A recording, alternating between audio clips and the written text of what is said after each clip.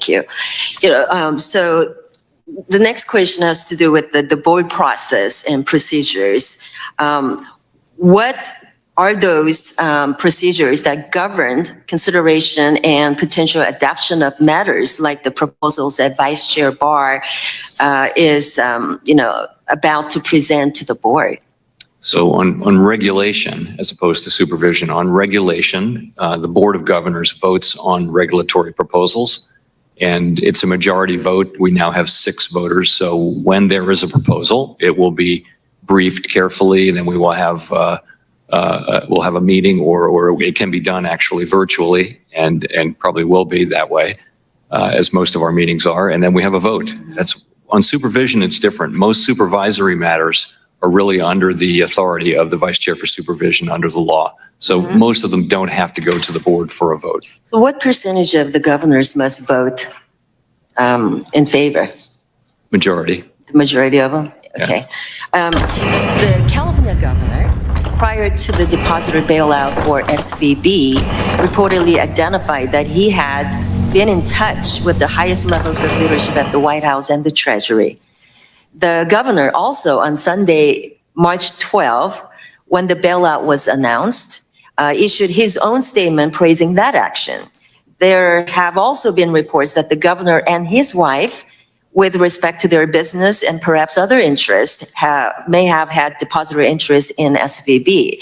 So when the Federal Reserve Board, the FDIC board, and Secretary Yellen, in consultation with the president, recommended invoking the systemic risk exception for SVB, and then decided to provide blanket insurance even on uninsured balances, did the Fed or any others, to your knowledge, perform any conflict of interest due diligence?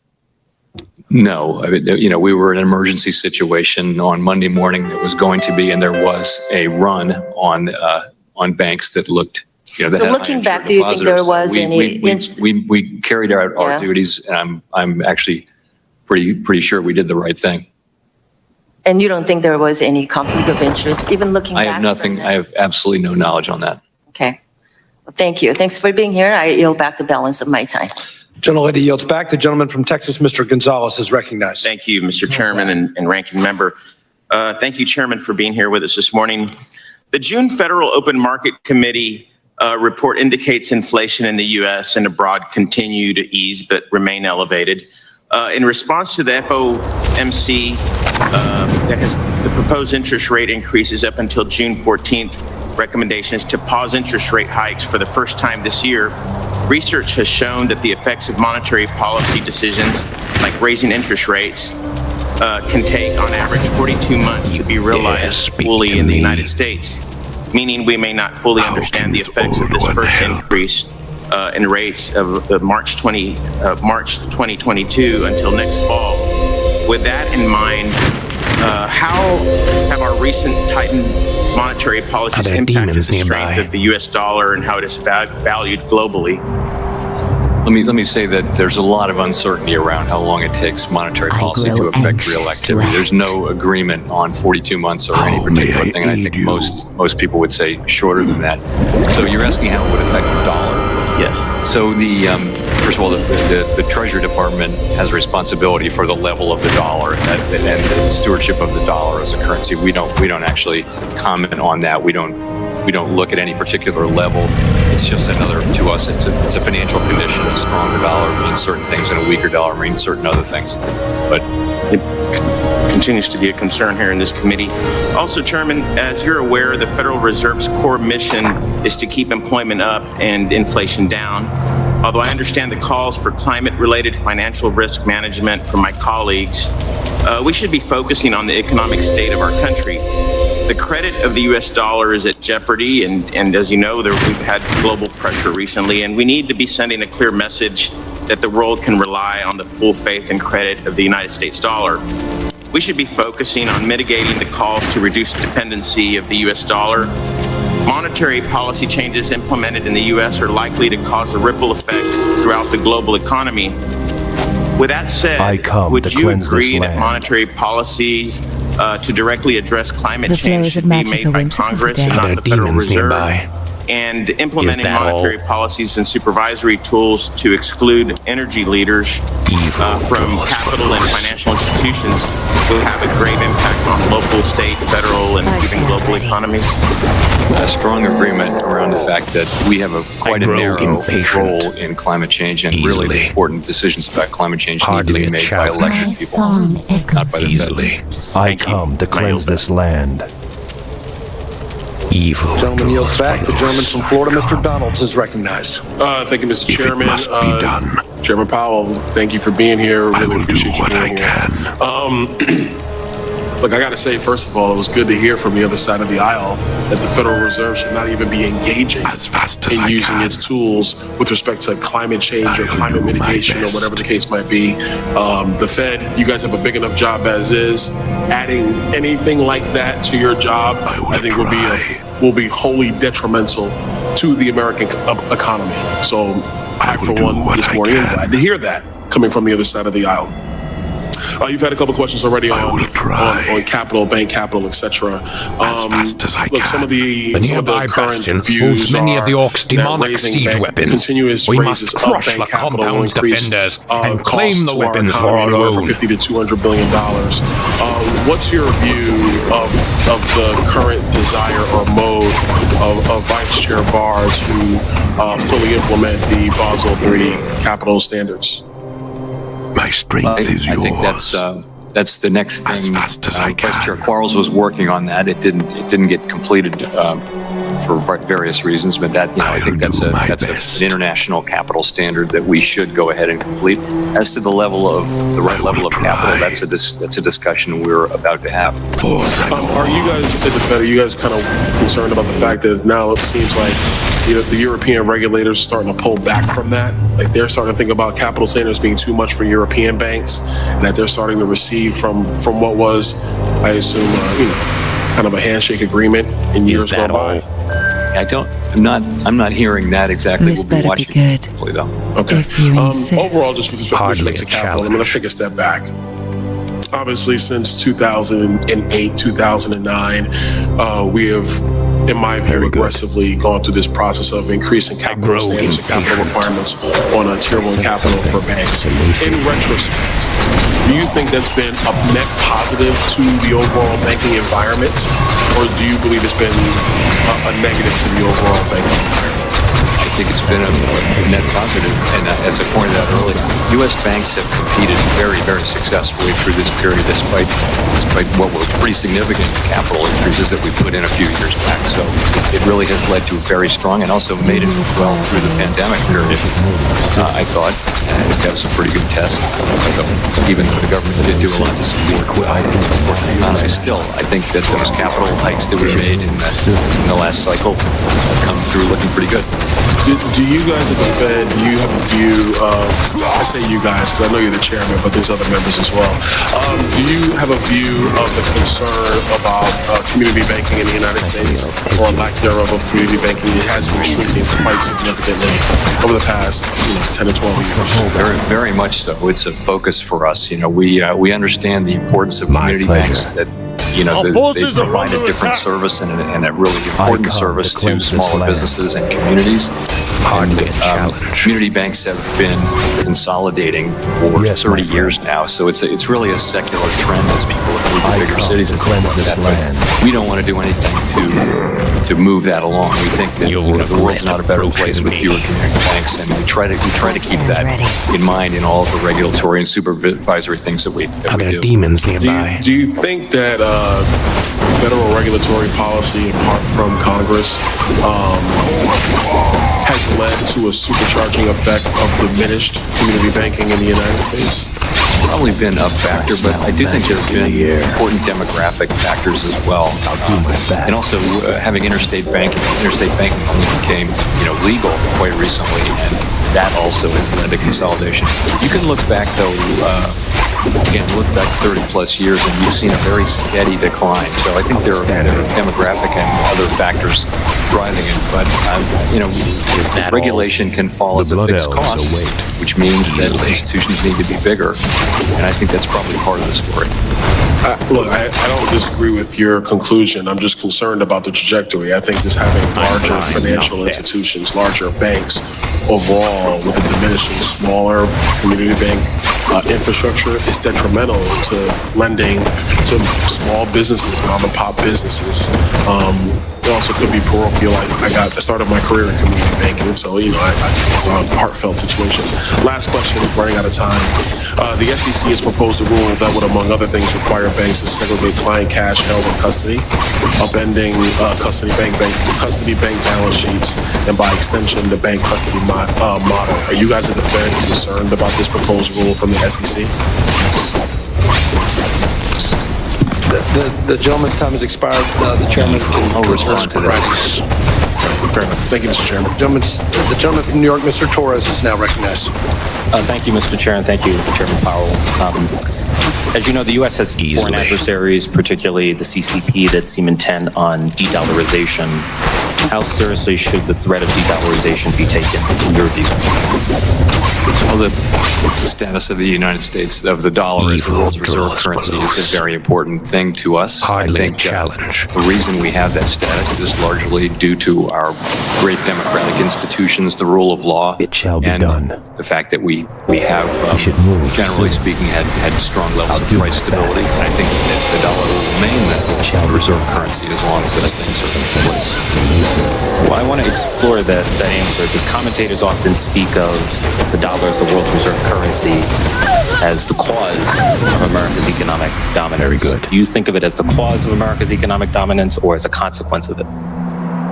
To me, it's more of a consequence. Machines are and also, it's just there tends to be an equilibrium where one currency becomes the accepted global standard, and that has been the dollar for some time, and I expect that it will be for some time, continue to be. It's often said that the Fed has a dual mandate of maximum employment and price stability. Do you view these mandates as equally binding upon the Fed, or does one supersede the other? They are perfectly equal under the law. And I'm curious to know what it means in practice to have a 2% inflation target.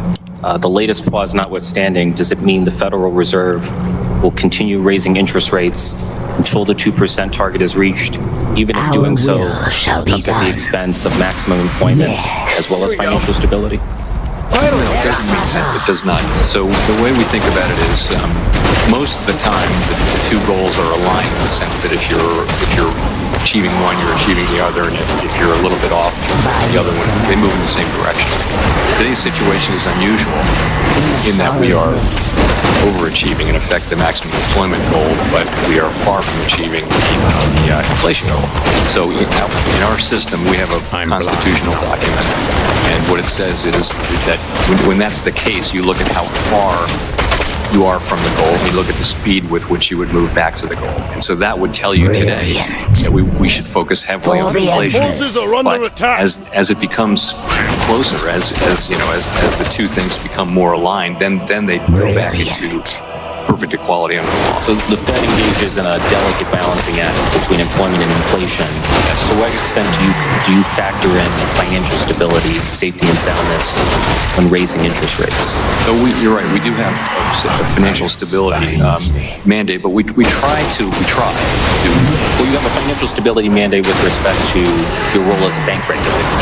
But when it comes to also just generally, we're the lender of last resort. Central banks were originally created to support the financial system in times of stress and to make sure that you don't get into times of stress. So I would say that, sorry, what was your question before that? It was to what extent do you factor in safety and soundness when setting interest rates?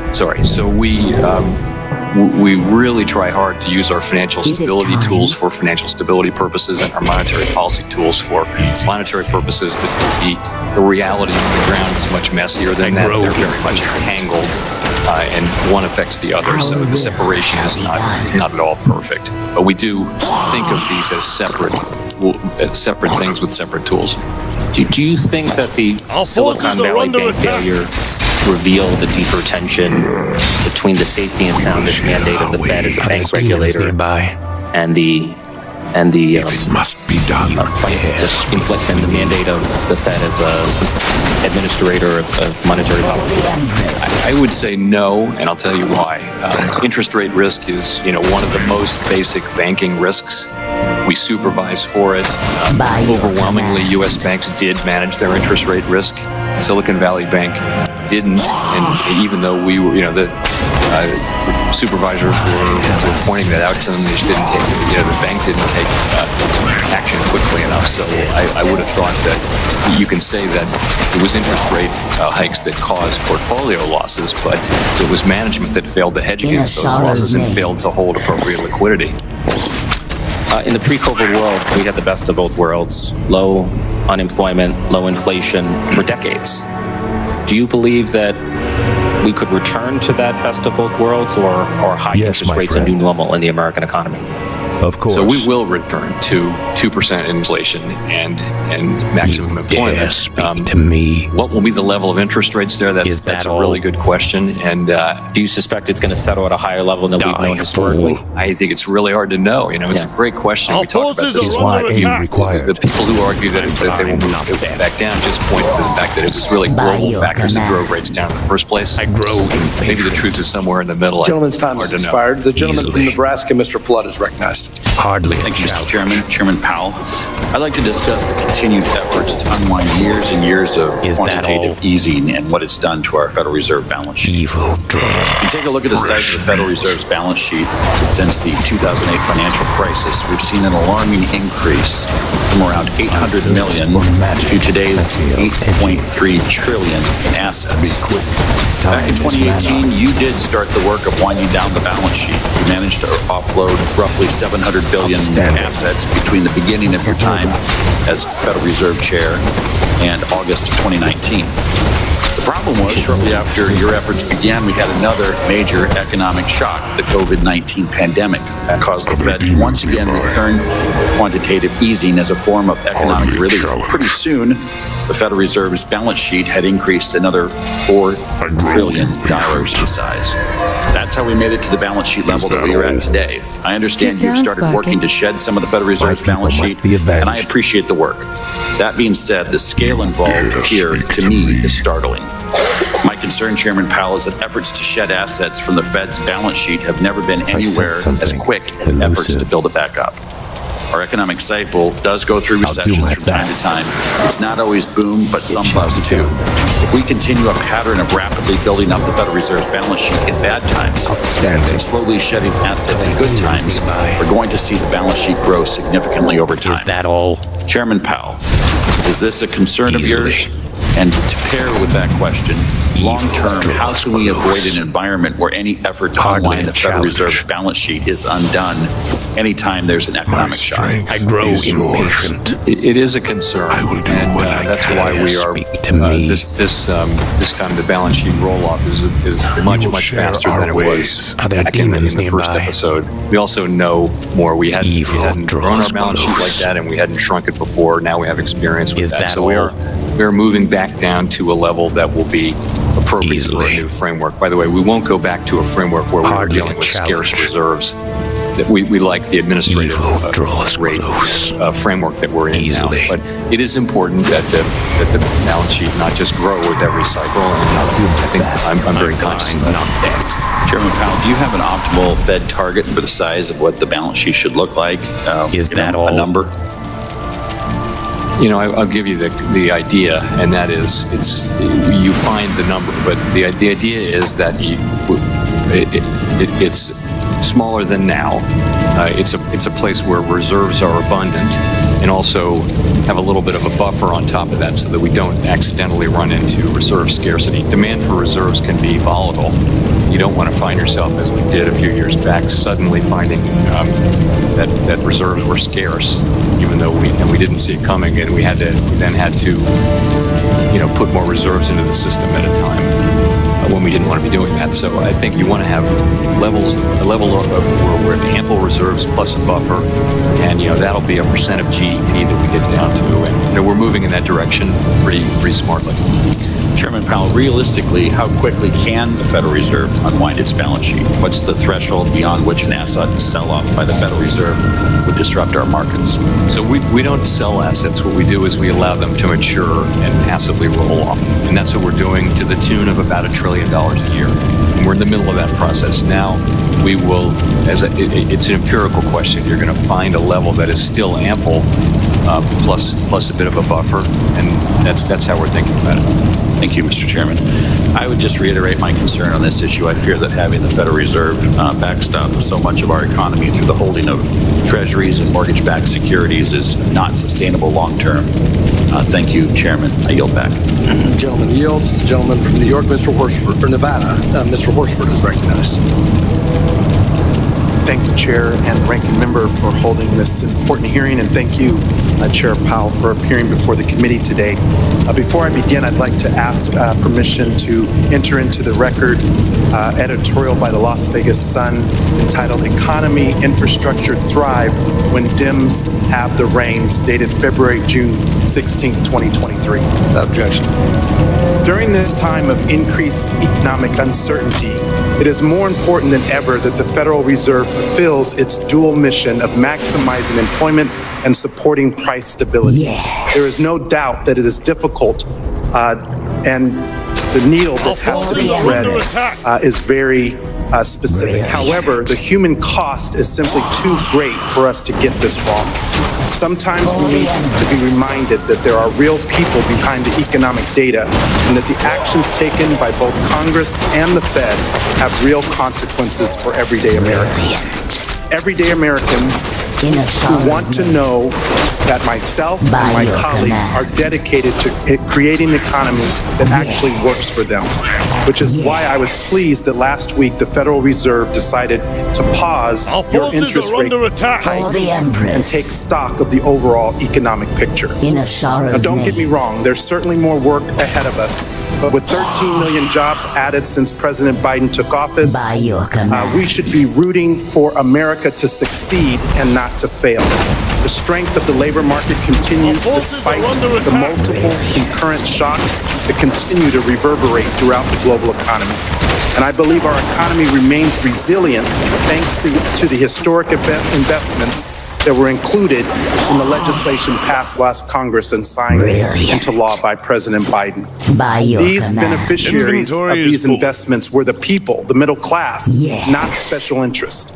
The bipartisan infrastructure law is creating construction jobs and projects that will help ease supply chain challenges and ensure safer transportation for everyone. President Biden and congressional Democrats are investing in technology that will define the 21st century. Components to generate solar and wind energy, semiconductors and electric vehicles that will all be made here in America. Just last week, Treasury Secretary Yellen was before this committee and described how the transformational investments from the Inflation Reduction Act are ushering in a renaissance of domestic manufacturing. These are good-paying jobs, union jobs, that are expanding our production capacity here at home while reducing our reliance on goods imported from abroad. As I indicated in the editorial by my hometown newspaper, the Las Vegas Sun, remarks that annual investments in manufacturing construction has more than doubled its pre-pandemic levels.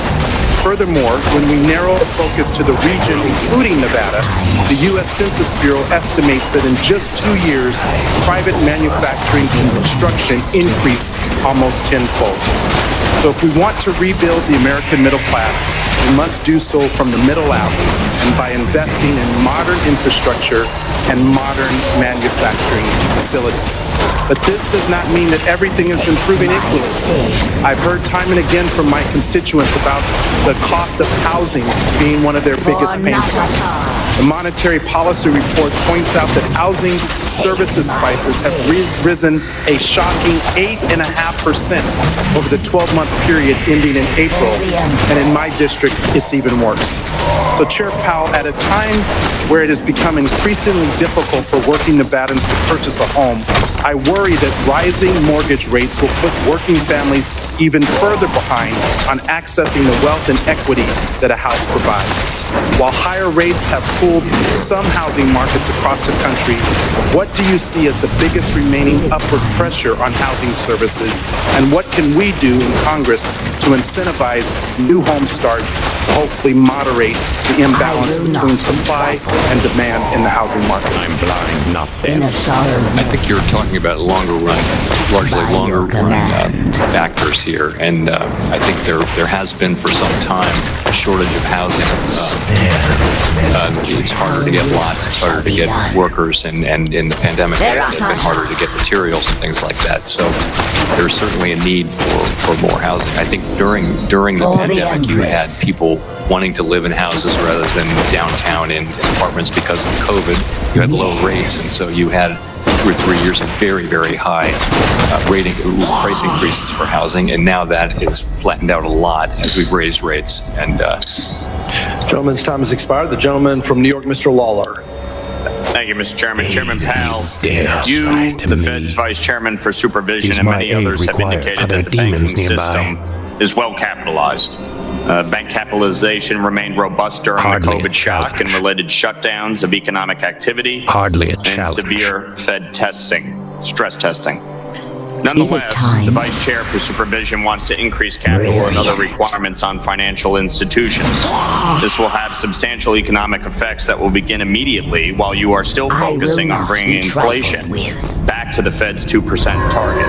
Excessively high capital requirements will constrain credit provision for the economy, costing jobs, incomes, opportunities, and living standards. As my colleague Mr. Garbarino pointed out, a 1% increase in capital requirements could potentially reduce GDP by up to 16 basis points based on the Basel Committee literature. On January 21st, 2021, 30-year fixed-rate mortgages had an interest rate of 2.77%. Now, for the same loans, individuals are looking at a 6.69% interest rate for a 30-year fixed-rate mortgage. For the median home, valued at $436,800, the difference from less than 2.5 years ago to now equates to over $300,000 more over the course of the loan. For the median household making around $71,000 a year, that extra $10,000 a year out of pocket mortgage costs is crushing. Some areas like my district are even harder hit due to the high cost of living and the lack of housing. Combine that with inflation at or above 4%, and these factors are taking a real toll on the average American family, including in the Hudson Valley. Now, further decreasing the availability of credit to households and businesses across the country would only likely worsen this crisis. So, Chairman, do you agree that excessively high capital levels constrain banks' lending capacity with spillover effects on jobs and living standards for Americans, and effects would begin immediately, independent of any proposed phase in timing? I do think that, as I mentioned earlier, there is a trade-off between safety and soundness and availability of capital, and you want to get that balance right.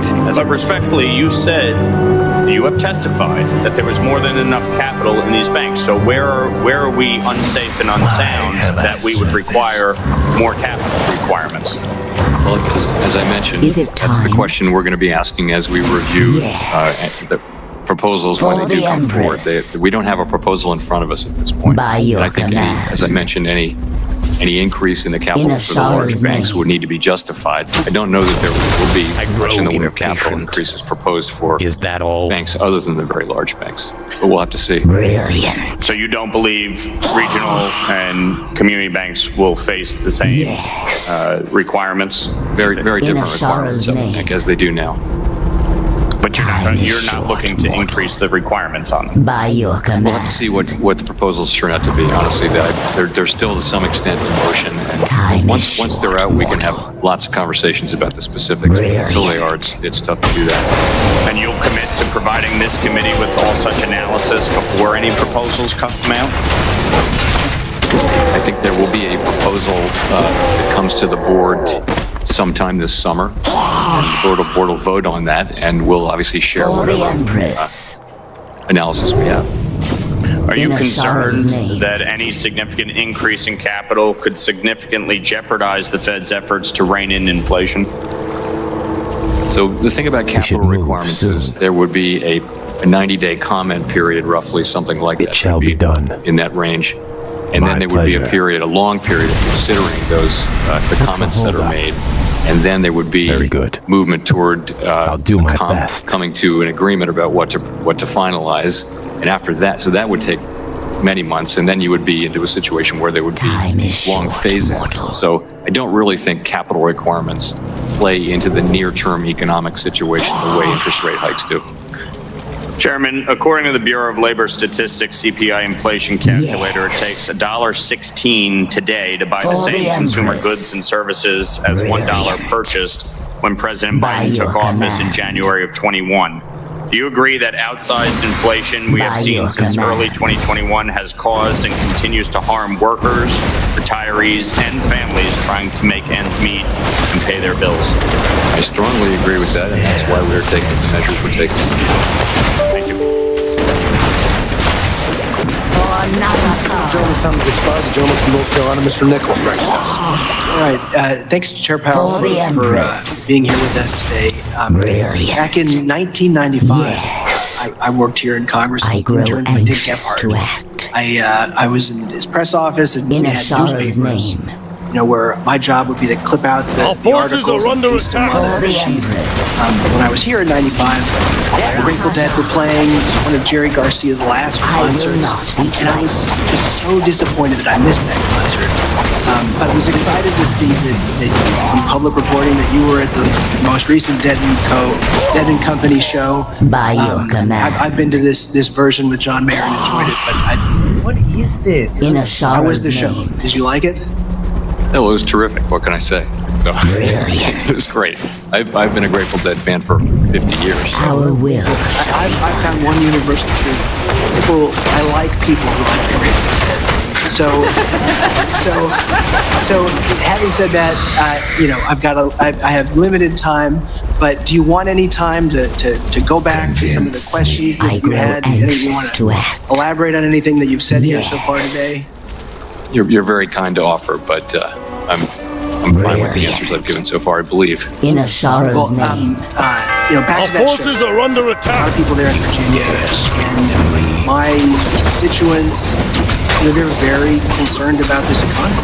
They're worried about the cost of groceries, rising inflation, interest rates going up, and when we do these hearings, it's always big news. Things you say are, move markets and are very important. But Fed speak is just so hard for my constituents and the American people to understand. I'm blind, what can you not tell deaf. American people who are concerned about the economy in a way that they can really understand where this economy is heading? So I guess I would say this economy is very strong, and what's driving it now is just a very strong labor market. There's still significant demand for workers. There are more job openings than there are unemployed people. Wages are moving up, and that's really what's driving the economy forward. People's disposable incomes are coming up. Inflation is moving down gradually. The thing that troubles people, and I think the thing that accounts for surveys you see where despite a historically strong labor market, people are still concerned about the economy. It's really inflation. So this is our job, is to bring inflation down. The way we do it is by raising interest rates. And while that can be painful, what it does is it gradually slows down demand so that supply and demand can get back into alignment, and so that we can have inflation running at 2% and people can get on with their lives and basically not have to think about inflation. That's what the definition of price stability from one standpoint is, just that people can live their daily lives without thinking about inflation all the time. We want to get back to that place. And we're on a journey to get there. We have quite a ways to go, but we're making progress. I sense something. And I've always wondered this, and I don't think there's a simple answer, but if Congress was in charge of setting interest rates, it became a political thing. Do you think that's something that we could handle as a legislative body? No. I didn't want to comment on that. That's a safe answer. All right. And I do want to just join on the chorus with a lot of my colleagues on both sides of the aisle here about capital requirements for banks. I brought this issue up with Vice Chair Barr, with Mickey Bowman, and in your written questions the last time I didn't get a chance to ask questions because of my seniority here on the committee. But you said you answered in writing. You said you've got to be mindful of the trade-offs associated with adjusting capital levels. I'll do as my it could, best. quote unquote, cause banks to reduce the My availability pleasure. of credit or to pass higher blind, costs not of deaf. credit onto consumers, end quote. You also said that, quote, Evil capital and draws liquidity close. levels at our largest, most systemically important banks are multi-decade highs.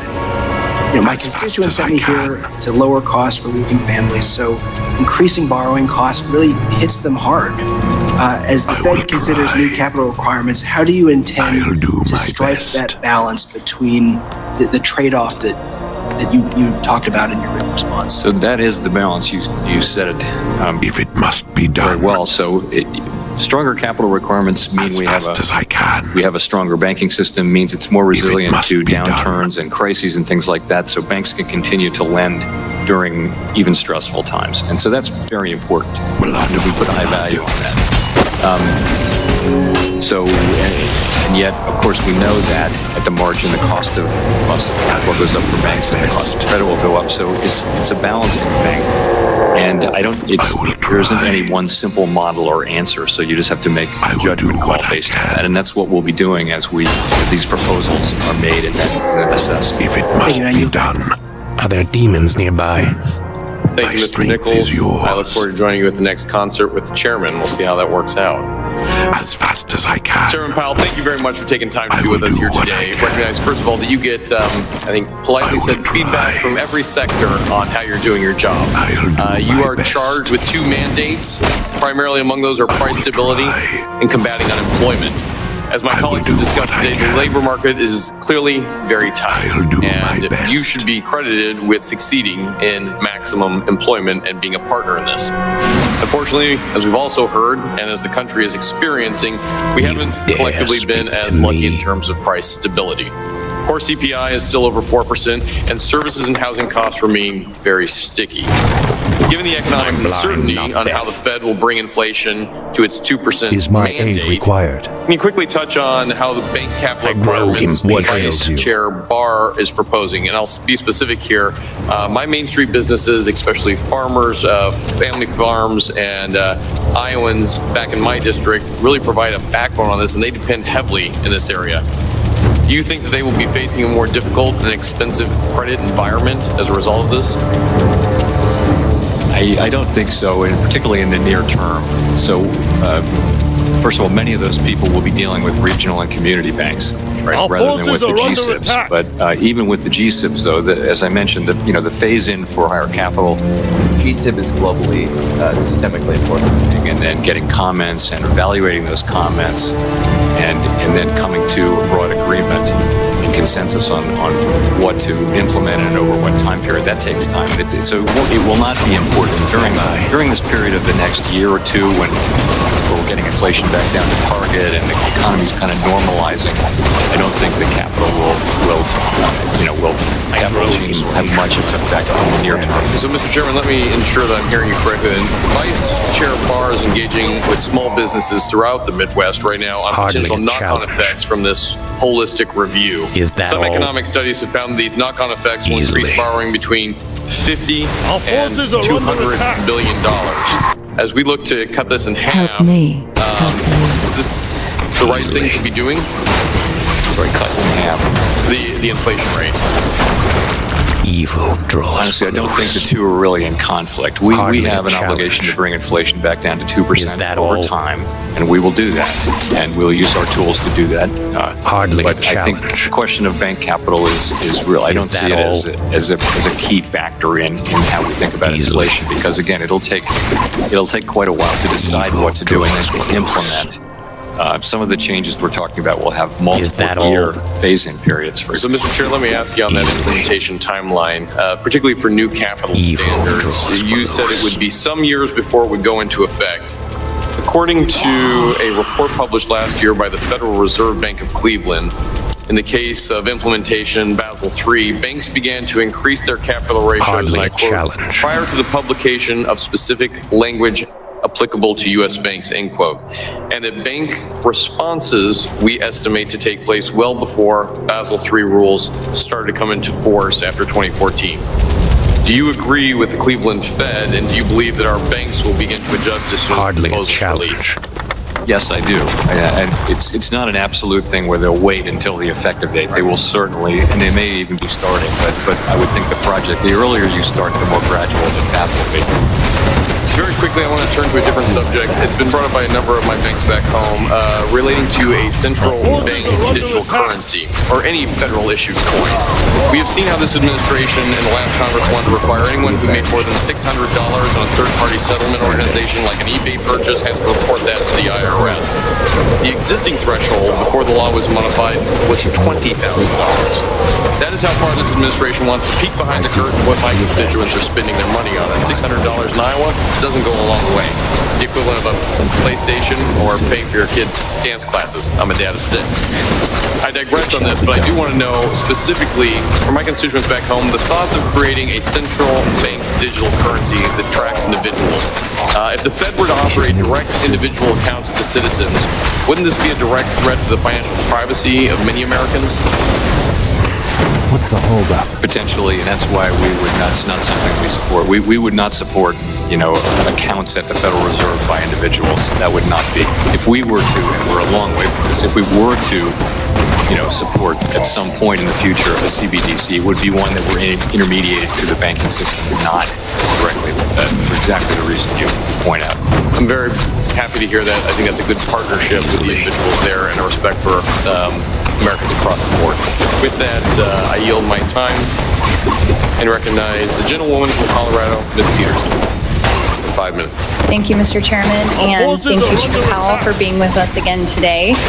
I come from Colorado. I was in the legislature for 10 years, and when the pandemic happened, I was part of being one of the unfortunately elected people during that time, that difficult time. When I think about what our country was going through a few years ago, where our economy was almost in free fall, completely shut down. Our local governments they were slashing their budgets, they were laying people off, and what that moment meant that we had to do in stepping up at the national level to infuse dollars to save our country's economy. So my frustration here is that we continue to talk about inflation as if it was spending just to spend money, instead of acknowledging the urgent crisis this country and this world was in, and what we needed to do in the moment to make sure that we were able to recover, keep our small businesses afloat, our local governments, and ultimately recover much more quickly than others. So since we talk about this often, I'd like to know if you look to other countries around the world who didn't infuse dollars like we did, is there countries that we can look at to compare what the outcomes would be, and what is the recovery like now? Yes. Our recovery is by far the strongest in any country. And I would say inflation that we have is actually, everybody has very high inflation. The EU, the the United Kingdom. Magic in the air. Many countries within Europe as well. Thank you. That was my next question, is how we compare to other highly developed economies on our recovery. So it sounds like in the emergency that we were in, the hopefully once in a century global pandemic, that the United States ultimately met the moment, and that when the American people look at what has been done, we should feel really good about where we are, but we know we have a long ways to go. And so I also want to acknowledge that something that comes up often is that rising debt leads to increase in higher rates of inflation. Doesn't that also include tax cuts, trillions of dollars of tax cuts that we couldn't afford that went on our rising debt? In terms of today's inflation, so I think if you look, to your point, you look around the world, there's a common factor that has driven inflation very high in lots of advanced economies, and it's the pandemic, and it's everything about the pandemic: the closing of the economy, the reopening of the economy, fiscal support, the monetary support, all the things that happened went into high inflation. Inflation is coming down. We'll look back on this, and we'll be able to look back at a period of very high inflation. But I think it's not just monetary and fiscal policy. It's also just things to do with the pandemic. I'll do my best. Absolutely. It's hard to believe where we were a few years ago and where we are now, although we do have challenges ahead. Another frustration that I have here is our failed policies around immigration reform and providing legal pathways for workers here in this country. When I talk to business leaders across the country, they say that the number one thing that we could do to address inflation is address legal pathways for people who want to work here. And so, while I recognize you say your job is to address inflation, you are still limited only within the tools that you have. So my question to you is, would an increased labor supply help supply chain issues and inflation in this country? So we're seeing that now very much. A little bit to our surprise, we've seen a bounce back in labor force participation and also a significant return to the prior trend in immigration. I will try. That we believe, and most analysts would say that that's part of why employers are finding the labor market to be a little bit less tight now. It's still extremely tight, but that more labor supply is helping the labor market get back into balance, including through immigration. Great, thank you. Another concern that I have is not just now our inability to address legal pathways to work in the United States and the consequences of not doing that to our economy. I really worry about in the long term if we don't address our labor shortage. So I'd like to know if we are unable to provide these pathways looking at the needs of this country, do you see this contributing to the rising costs and inflation here in the United States in the long term? I'm not sure about I would say that, right now still employers are reporting a very significant excess of demand for workers over the supply of workers. And so there's a lot of demand out there for work. Thank you, Mr. Chair. Ladies, time has expired. I now recognize the gentlewoman from Texas, Ms. Dela Cruz, for 5 minutes. I thank the chairman for holding this important hearing today. It is critical that this committee continue to explore how the Biden administration's ill-conceived policy and regulatory approaches are harming our nation's economy. And thank you, Chair Powell, for appearing before us today. I'd like to lead off with a question that I posed for Vice Chair Barr when he recently appeared before this committee. As representative for a largely rural district where my constituents, of which 86% are Hispanic, heavily rely on smaller institutions or community banking institutions for their financial needs. I am concerned about Mr. Barr's focus on factors that aren't necessarily material to the recent bank failures. His report on Silicon... She didn't write this. That's the thing. She's just reading some notes given to her by bankers. Is that all? Just like all the other congressmen and women. This is such a joke. Instead of the failures of regulators and bank mismanagement. In fact, one of your other colleagues, Federal Reserve colleagues, Governor Bowman, echoed these concerns in recent remarks when she said the unique nature and business models of the banks that recently failed, in my view, do not justify imposing new overly complex regulatory and supervisory expectations on a broad range of banks. If we allow this to occur, we will end up with a system of significantly fewer banks serving significantly fewer customers.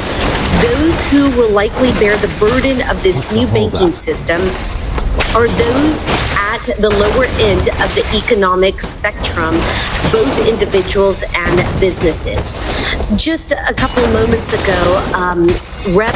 Donalds asked you a couple of questions, and your response was that you mentioned how important community banks are and that you are keeping them in mind with all that you do. As I speak with my local community and regional banks, they say that the increase in regulation and in capital requirements will really hurt them.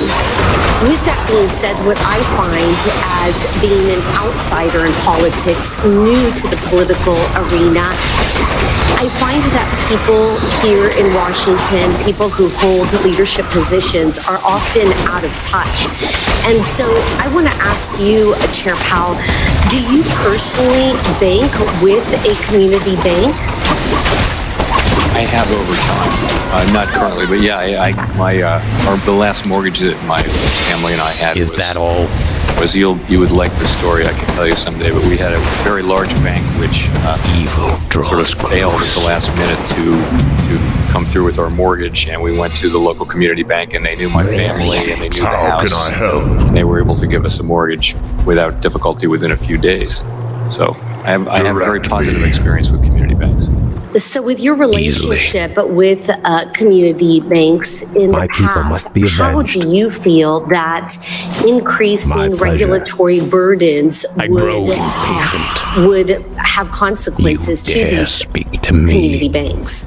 So I really think that the things we're looking at are not about community banks. They're about, the very largest banks. And to some extent, banks in the Silicon Valley Bank range is sort of 100 billion to 250 billion. So that's far larger than I would consider a community bank to be, under 50 and probably under 10 billion in essence. So those are not the focus of the regulatory reforms, I believe, that are going to be proposed to the board for consideration this summer. And I will also hope that be true, because, as I said, in my district, we have a lot of community and regional banks that would suffer with increased regulation and capital requirements. And so with that, I have very little time, so I will yield back to the chair. Thank you.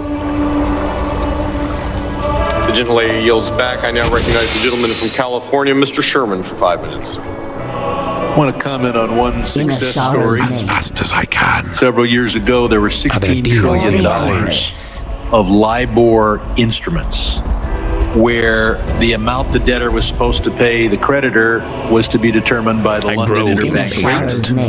And as of June of this year, that rate will no longer be published. Something happened unusual here in Washington. A year and a half before the LIBOR hit the fan, Congress acted. You published your regulations in February. Are there demons and the problem is solved. I'm blind, not deaf. I want to pick up on the ranking member's comment that it's critical that we deal with housing. There's a lot we can do in Washington, but we also need to get cities to allow the construction of apartment buildings and condos. Someone has talked about the de-dollarization. We need to compete against the euro and against the yuan. But one place where Congress can act is with regard to crypto. The crypto billionaires have told us they want to displace the dollar. They're working for de-dollarization. And when billionaires tell you they are trying to hurt your country, you should believe them. There's been a discussion here as to whether it's the pandemic or Washington, D.C. policy that's caused the inflation. We have a perfect test case. Our annual inflation rate is now at 4%. The European Union, where Mr. Biden is not president and Mr. Powell is not head of their Federal Reserve, the European Union is in May had 7.1% inflation. The unemployment rate in the United States is 3.7%. The European Union is at 6%. And since the pandemic began, GDP has grown in the United States 5.3%. In the European Union, only 3.1%. I think it's pretty apparent that our policy has turned out to be actually better than Europe's policy. Banks and bank regulators have said, how could we possibly have anticipated the inflation and interest rates of 2023? Today we have 4% inflation. That is almost exactly the average inflation rate over the last 50 years. much lower than it was in the Reagan administration when we had 13.5% inflation, 16% interest rates. And that's why I blame the management and also the regulators at Silicon Valley Bank for telling us that, this was an unanticipated circumstance. It's certainly one of the things they could have anticipated. I'll point out that both the Congressional Budget Office and the University of Pennsylvania Wharton School of Business's models both show that the estimated effect of the Inflation Reduction Act on inflation will be statistically indistinguishable from zero. So we'll accomplish a lot for the environment and not increase inflation. Of course, the recent action by Republicans to take away IRS enforcement will lead to higher deficits and higher inflation. The chair of the committee tells us we don't need regulation of our well-capitalized banks. For the Empress. Why are they well-capitalized? Because of our regulation. And by your command, I do want to focus on whether our banks really are well capitalized. Mr. Powell, are our banks well capitalized if you value their assets at today's fair market value, where we have experienced higher interest rates and the value of the debt declines? And are they well capitalized even if you assume that depositors are not just going to leave their money lying in the banks, but that the obligation the bank has to its depositors is valued at full face value, but the marketable securities and loan portfolio is priced at today's interest rates? Under those circumstances, do we have a well-capitalized banking system? I think you have to take the capital requirements as they are for purposes of this. Well, that's the problem. Our capital requirements are hide the facts that are unpleasant. Right. If you don't hide the facts, are we well capitalized? Traditionally, though, as you know, a rising rate environment has increased the value of the deposit franchise, which more than or at least offsets any portfolio. So we're well capitalized if depositors continue to be lazy. The gentleman's time has expired. Chairman Powell can submit any additional response for the record. With that, we recognize the gentleman from Tennessee, Mr. Ogles. Thank you, Mr. Chairman. Mr. Powell, as you know, when the COVID-19 pandemic started, the Federal Reserve began a round of quantitative easing, referred to as QE4. Like many COVID policies, this program dragged on, not ending until March of 2022. To conduct this program, the Federal Reserve expanded its balance sheet with short-term interest-bearing liabilities on one side and long-term interest-bearing assets on the other. And this was at a time of historically low interest rates. When predictably, expansionary fiscal and monetary policy sent inflation to the highest level in 40 years, the Fed was forced to raise interest rates rapidly. Now, going back to one of my colleagues' questions about the bank losses and the result of that being poor management and failing to hedge against the interest rate environment, is that a fair summation that management and failure to hedge is what caused some of the bank losses? Certainly, many banks manage the interest rate risk that came along through that technique. But some did not, is that correct? Some did not. In October, the Fed suspended its remittances to the Treasury due to losses. Mercatus Center estimates that the lost revenue for the Treasury will result in $760 billion over the next 10 years. And so it does concern me that Treasury is blaming banks for mismanagement when yourself had to stop remittances and suffer losses. Now, when the Fed prepared its and I said Treasury Fed, but semi-annual monetary policy reports through the time of QE4, none of those reports mentioned interest rate risk would impact government's finances.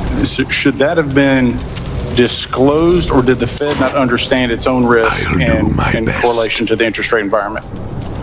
Well, so what we do, we remit all of our profits, right? And in the era of QE, those profits were enormous. We remitted something like $1.2 trillion in profits to the Treasury Department because we're funding purchases of long-term assets. I will do what issuance, I can. as you pointed out, of overnight, lower rate instruments. Do my best. So, in a way, that's what was happening during the QE era. As we now enter an era of raising rates, as fast as I can. That'll turn around a little bit. But ultimately, though, we don't manage at all for fiscal reasons. What we're managing to is maximum employment and price stability, and we're using our tools to achieve that. So we don't think of ourselves as trying to attain some kind of fiscal goal one way or the other.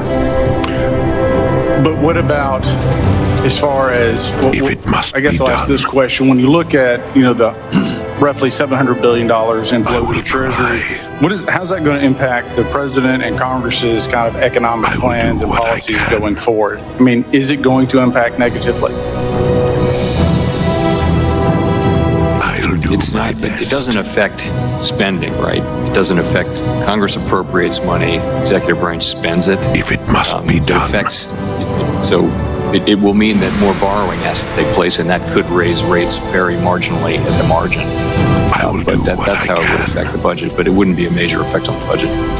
Well, I didn't ask about the budget, moreover, than our overall economic goals. And I think what I think a lot of us are getting at is when you look at Main Street America and you look at mortgage rates and how it's impacting families' abilities to get a mortgage. And so someone who was eligible for $300,000 to buy a home now is no longer eligible for that home. You have people that are now upside down due to this expansionary interest rate environment, and I have concerns about future raises and the impact that's going to have on small businesses, availability of credit, and again, your average homeowner.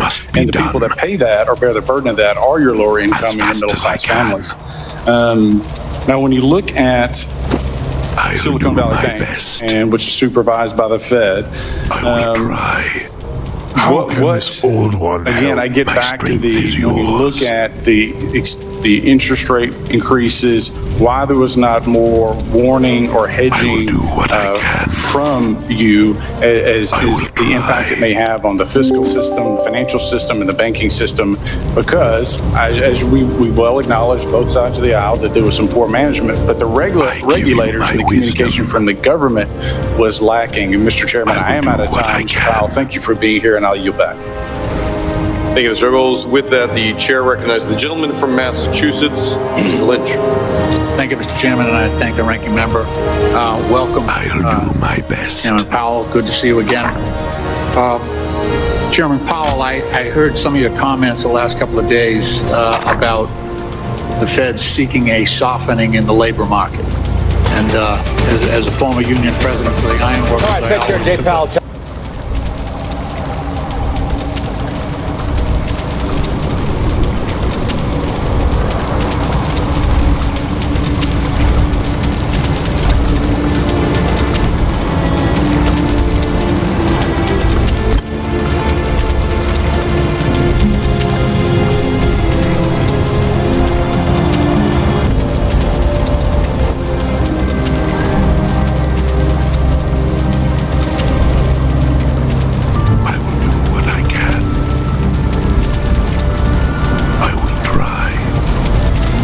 Impatient.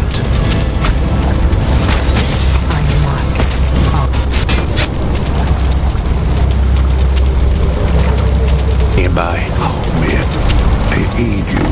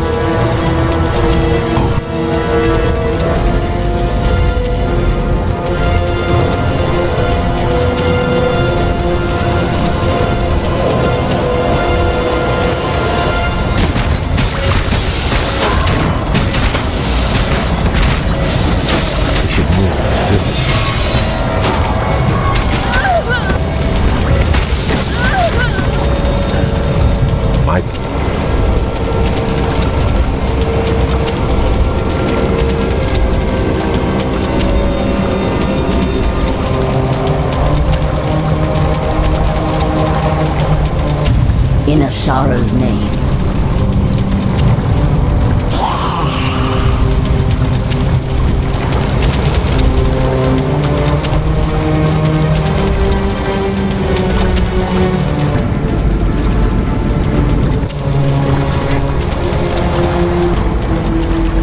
For the Empress.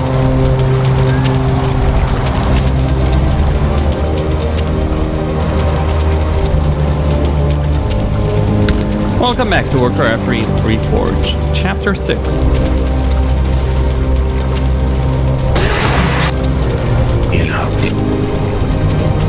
His final...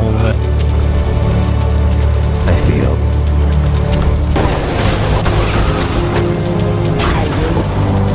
I'm blind, not deaf.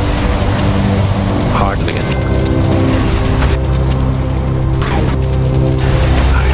My best.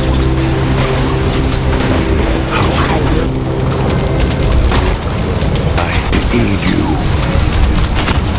Time is short. My people must be avenged. I give you my wisdom. I grow anxious to act. Our will shall be done. My strength. I feel. I give you my wisdom. We should move soon. Outstanding. Time is short, mortal. I grow impatient. Our will shall be done.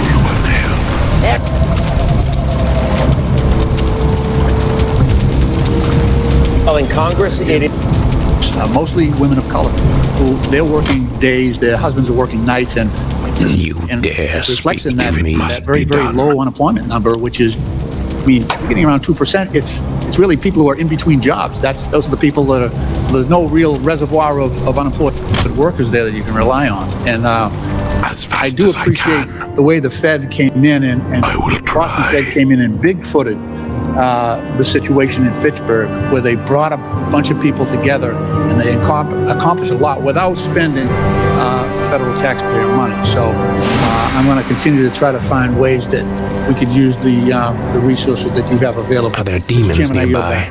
Thank you, Mr. Lynch. The chair recognizes the gentleman from Georgia, Mr. Letterman. Well, thank you, Mr. Chair. Mr. Powell, good to see you again. Thank you for being back here. I want to continue a dialogue that you and I had about FedNow. And I also want to continue voicing my concern that this product is a solution to a problem that the private sector is already addressing. The RTP network is already capable of instant settlement with a much greater degree of connectivity than FedNow will have at launch next month or in years to come. And my concern is also that the Fed has an undeniable advantage over the private sector in the payment space as it can clear transactions through Fed master accounts. Furthermore, the Fed already has options to improve transaction speeds through existing services. For example, the Fed has discussed extending the operation hours for the National Settlement Security National Settlement Service since 2015. So the first question is, why not respond to industry demand by improving existing services You've done it, instead of Lord launching a Illidan. new one The that can defenses compete are with private broken. industry? Only Magtheridon and his lackeys stand before us. We surveyed all of the banks, not just the large banks who stood up RTP, which was a very positive development that we supported. And overwhelmingly, the smaller banks wanted us to set up FedNow. This was very overwhelming view among smaller banks. They wanted a Fed alternative to RTP. So we set it up. And I would agree with you. That is not a reason not to work on the efficiency of our other payment services. I hope we're doing that. I know we're doing that. If it must be done. We had also discussed in the past about setting up some guardrails to protect customers from accidental or fraudulent transactions. And we know that's a big issue across the entire financial services sector. And in response to that, you know that the banks already have procedures for customers to report unintentional transactions, and FedNow will come up with a suite of features as well to help institutions investigate and remedy any unintentional or fraudulent transactions. However, with real-time settlements, this becomes a whole lot more difficult. I grow impatient. Than just debiting the account and receiving funds by mistake. Can you elaborate on Are there demons nearby? handle this protection. If it must Yes, be and done, of course, blind, not RTP deaf. faces the exact same issues. I mean, it's a problem with real-time payments. You just have to have very high, extra high levels of security around the payments, who the payee is, and that sort of thing. And we do think we can master that and build that in as any faster payment. Do you have any ideas of the direction that you're looking to go? How are you going to be able to resolve those? Or is this just something you're beginning to look into? No, I think we've built very strong safeguards in. I can't give you the technology. I'll We'll be do happy my to supply that. best. Yeah, if you could supply that, appreciate it. Just a couple other questions. Will the Federal Reserve itself use FedNow for real-time payments between banks and the system? If it must be done, Are you going to use the FedNow for real-time payments between banks within the system? I will try. Yes, I mean, that's what it's for. It's an interbank payment system that allows banks to offer real-time payments to their customers. Okay, so with that, let me diverge just a little bit. I've dealt with in the past at state level with government competing with private industry. We run into this problem where the government has an undeniable advantage. In this case, it had to deal with internet services, where city governments had gotten involved in internet servicing and started competing against private providers. I'll do my best. And the issue came that the city governments were undercutting the private providers because of the poll access fee. So we passed legislation in the state of Georgia that required that any municipal government that provides a service that competes with private industry has to assess themselves the same fees. So with that in mind, the transaction with the Federal Reserve Bank is subject to the same rules and fees as other banks. Are you going to charge yourself the same fees that the private industry and abide by the same rules? I don't know the answer to that. I will say I wouldn't advocate in the payment space. There are many instances of government operating payment system operating side by side with a private sector one. It was not something I would advocate broadly for in the economy. Think about ACH. You think about FedWire. There are private sector and public sector payment utilities operating next to each other in the United States and around the world. Thank you. My time has expired. I yield back. Gentleman yields back. The gentleman from California, Mr. Vargas, is now recognized for 5 minutes. Thank you very much, Madam Chair. I appreciate the opportunity. I want to thank the ranking member, too. Thank you. Chairman, I've always had great confidence in you. I've told you that personally. Now that you're a deadhead, though, I'm not quite sure.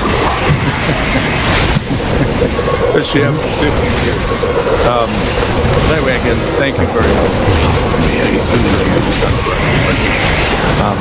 One of my colleagues was talking about the difference in inflation rates in the United States and Europe, on both sides, actually. I was on our side talking about that. And I was wondering if you saw the headline today in the New York Times about the UK inflation. And you saw that they're running at 8-something. Yes, I did too.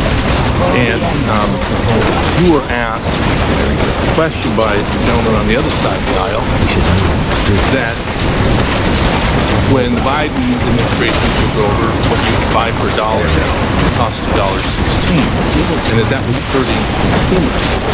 And you said, and I want to quote you, I strongly agree. But the question obviously inferred that inflation was the fault of the Biden administration. I mean, that's the whole point of the question. That was the question I answered. That's right. And I was going to say that I'll give you an opportunity to answer that. Because you later said the pandemic was the issue all around the world. So is the Biden administration the cause of all this inflation? I have come to replace you. You're a relic, Mac-Theridon. There's nothing to do with the cause ghost of a past age. But it's the future is mine. And you say from this moment on, Outland and all of its denizens will bow to me. I was really, I think you understand the question I was really answering. So I guess I hear would me say now, again, you trembling mortals. I am your Lord and Master. Illidan reigns academic careers were built on new ways to look at this. Former Chairman Bernanke delivered a paper with a colleague just a couple of weeks ago at Brookings on this. And I just think you see inflation everywhere in the world. There's a common factor here, which has to do with the pandemic. There's also a room for fiscal policy. There's a room for monetary policy in the explanation. And I just think it's very hard to unpack. What is this, Bosch? It's not up to us to make a judgment about it. We don't make a judgment on fiscal policy. We don't support it. We don't criticize it. We take it as something that arrives at our front door. No matter who is president, no matter what fiscal policy is, it's not something we play a role in commenting on, or criticizing, or praising. I wanted to give you an opportunity. I appreciate the answer. I wanted to give you an opportunity just to make sure if there was any confusion about that. Confusion was cleared up, and I think you've cleared it up. I want to answer. I was merely set back. I was attempting to bolster my forces. If the Congress Lich King should will be be in charge of setting destroyed. the federal rates I fund. promise you. I can't think of a worse idea. The only worse idea, I think, might be another idea that was set forward earlier, that maybe we should be involved in supervising the banks, Congress. We can't even figure out appliances here, for God's sakes. We closed down the government over appliances. We can't even figure that out. I don't know how in the world we'd be setting rates and Perhaps how in the hiding world here was we'd not be the most supervising prudent banks. decision. Still, Again, I quest think you lies guys can do before a us. tighter job of Will supervising you banks, follow and me I do into the think cold that heart and you of guys have death admitted to that itself? with the Silicon Naga Valley are Bank. yours to command, And I hope you do, and I know you're looking Where at these you go, regulations. we It was follow. brought up The blood elves are yours as since well, 2008, Master. 2009, We will drive the scourge capital before us requirements have and gone up, shatter and the banks frozen generally throne have done as well in you this precedent. command. What was the law that caused the rates, the capital requirements to go up? It was a combination of Dodd-Frank and also the Basel Committee. Of course. And those are the two things that I've heard from colleagues on the other side. They just keep beating up. Now they don't do it as much. But when I first got here, now that's the CFPB. But that was the choir again, once again, just saying it's the terrible banking. But the reality is it probably saved banking in the United States, and I appreciate it. Lastly, I would just comment this, and you don't have to comment. I'm just going to make this comment. Obviously, focus is narrow and should be. But the notion of climate change is important. I do think that it's affecting the economy. I do think that it's affecting our world. And I do think that we've had our head in the sand for way too long on this issue. And we have to do something about it. Obviously, that's not your mandate, but obviously it's important. I hope we do something about it. We don't have the courage to do that in Congress. That's why I think others are doing it for us. But we have to do something. We see the bigger hurricanes. We see these things happening. And it's because of our participation in making it happen. Thank you very much. Gentleman, time's expired. The chair now recognizes the gentleman from Oklahoma, Mr. Lucas, for 5 minutes. Thank you, Madam Chair. And Mr. Chairman, it's good to see you as always. You as well. Many of my colleagues today, of course, have expressed their concerns about the upcoming Basel III revisions, and I hope you'll continue this dialogue with the committee once the joint rule is proposed and open for public comment. I'd like to follow up with a topic we discussed back in March. I'm sure you're keenly aware of how important it is for banks and companies to manage interest rate risk. Participating during the last several years, the Silicon Valley Bank made that very clear. Could you speak generally to how hedging interest rate risk is an important risk management tool for U.S. banks and companies? I think you see the reality of it here. When rates go up, banks are encouraged by their supervisors and their own internal personnel and risk committees that they need to manage that risk. And most U.S. banks did a good or adequate job of that, I would say. But it's a fundamental risk of banking, one of the most basic risks, along with credit risk. Exactly. And on that point, I've heard concerns that the Fed's Basel III revisions could increase costs for derivatives in users. Months since we whether last hedging heard from interest Lord rate risk Archimond. or commodity price I grow risk. tired of watching over I'm these optimistic rotting that these undead. concerns will be addressed. What are we still doing Having here? said that, these revisions We to capital were requirements charged do with not exist in a overseeing vacuum. this land, Deatherrock. The SEC It is is proposing our major duty to changes of their remain own. here Last and week, ensure I asked that the Secretary scourge Yellen is if the ready Treasury for is action. coordinating with the Fed and SEC on economic analysis as Though we should necessary have for received to some kind of understand orders by potential now. consequences of U.S. banks implementing both significant market structure changes and increased capital requirements associated with market activities. The Secretary Impossible to responded say, that the Fed the is, longer in they fact, remain in coordinating with command, Treasury analysis. the more they run Are you the aware of this scourge into the coordination? And ground. have you personally been a part of these conversations? What? I I have not been a part of those conversations, but I do Greetings, understand that that's Dreadlords. I should thank you for looking after my kingdom during my absence.